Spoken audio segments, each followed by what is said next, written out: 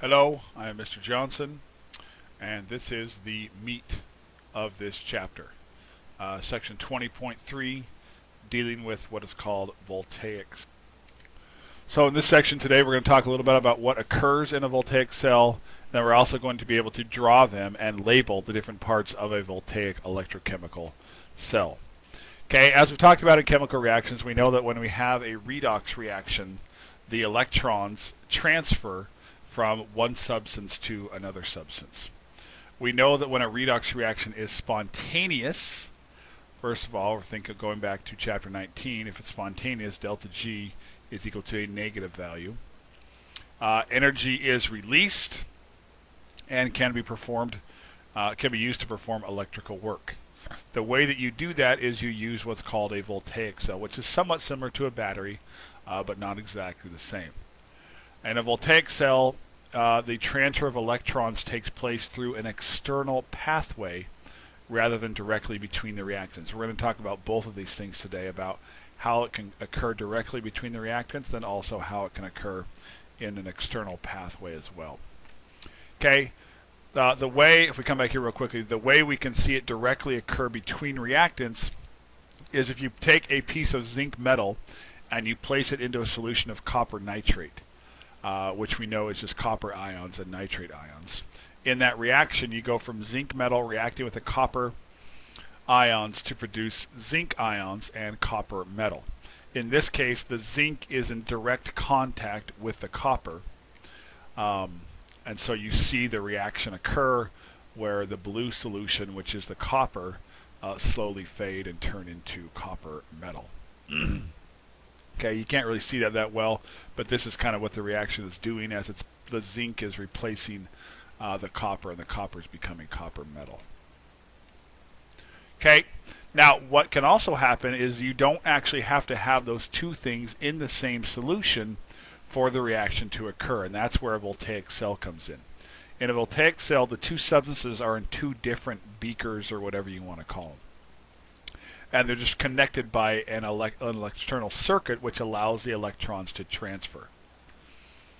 Okay, in a voltaic cell, you always have two metals. One of them, in this case, you can see zinc and copper, and they're connected by the external circuit, which are called the electrodes. So we have a zinc electrode and a copper electrode. Now, here's something important that you absolutely have to remember. Oxidation, the electrode, whether it's zinc or copper, the electrode where oxidation occurs is called the anode.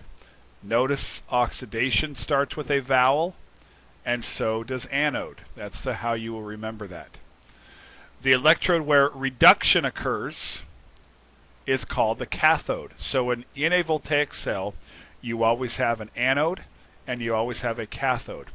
The anode, like I said, is where oxidation occurs. O and A are both vowels. Reduction is where the cathode is where reduction occurs. They both start with consonants. Okay, and just like how we write half reactions, where we could write the oxidation part of the reaction and the reduction part of the reaction, we could also do this where we take our half reactions and we put them into the half cells, where the full cell is the entire thing, where the half reaction where the oxidation occurs is a half cell, and the cathode where the reduction occurs is another half cell. And altogether it makes the cell. So zinc is losing 2 electrons, copper is gaining 2 electrons, so the zinc electrode is going to be where the oxidation occurs. So zinc is the anode, and copper, the copper metal, is the cathode. Okay, now as we know, as zinc is oxidized, the electrons become, zinc, remember, oxidation is losing electrons, oil rig. The electrons become available. So zinc is losing these electrons. The electrons, instead of just transferring to the copper, transfer through a wire. So they flow through that external circuit, which is a wire, to the cathode, where the copper can take that and turn it into pure copper. Now, since the zinc is being oxidized, it's going from zinc to zinc 2+. We know that the concentration of zinc 2+ begins to increase as the reaction starts. Okay, likewise on the other side of the cell, the copper concentration is decreasing because the copper 2 plus is turning into copper.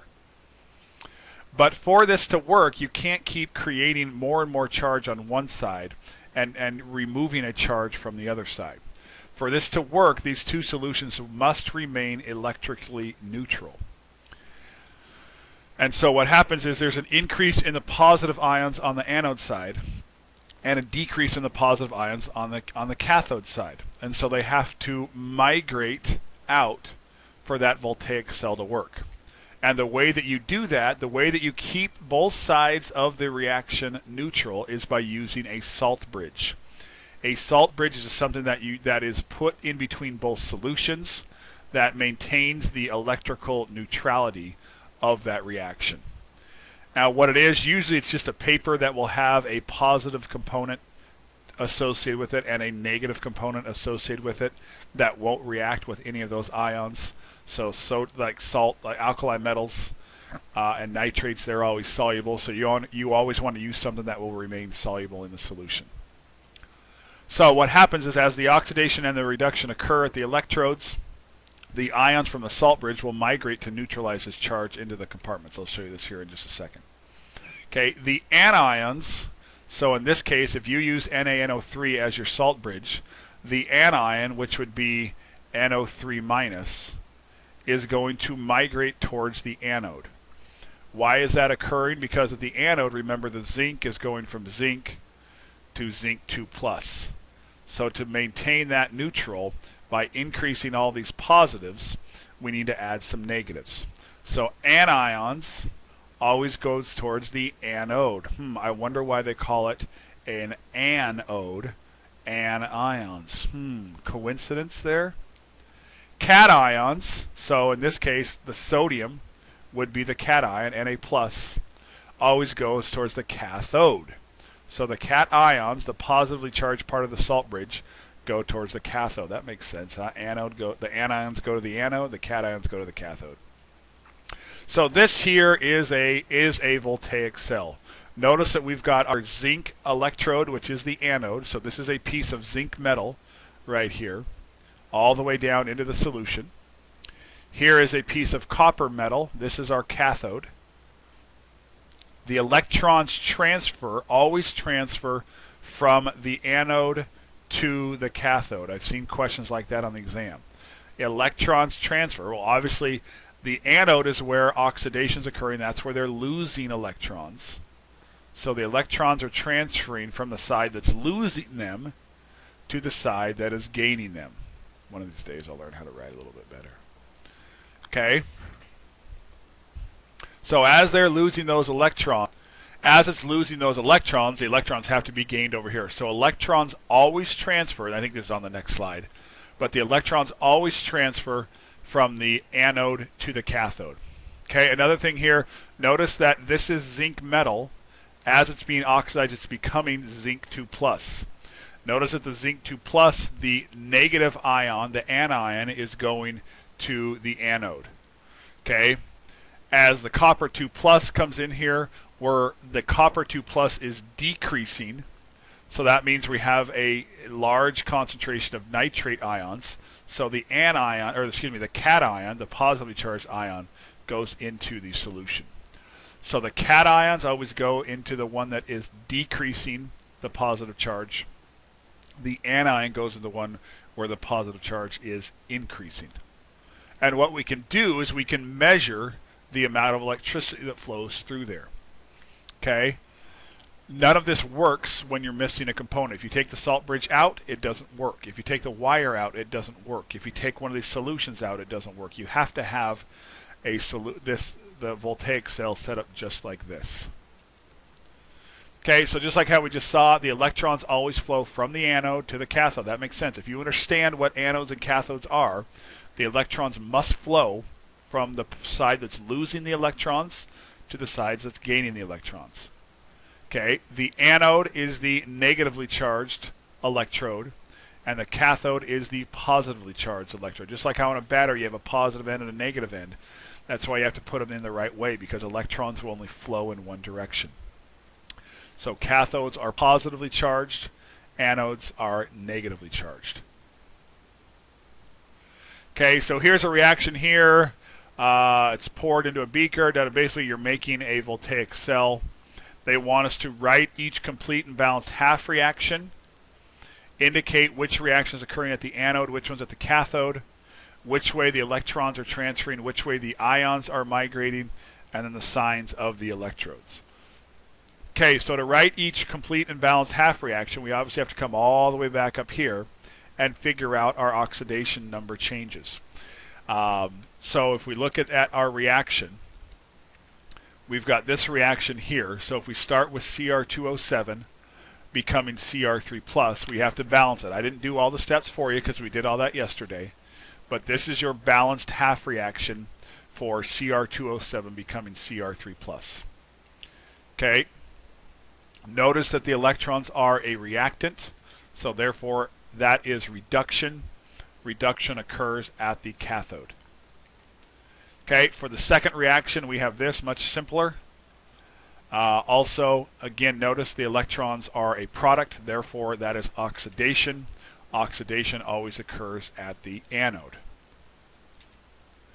Okay, as we know, the electrons always go from the anode to the cathode, so these 6 electrons are going from here to here.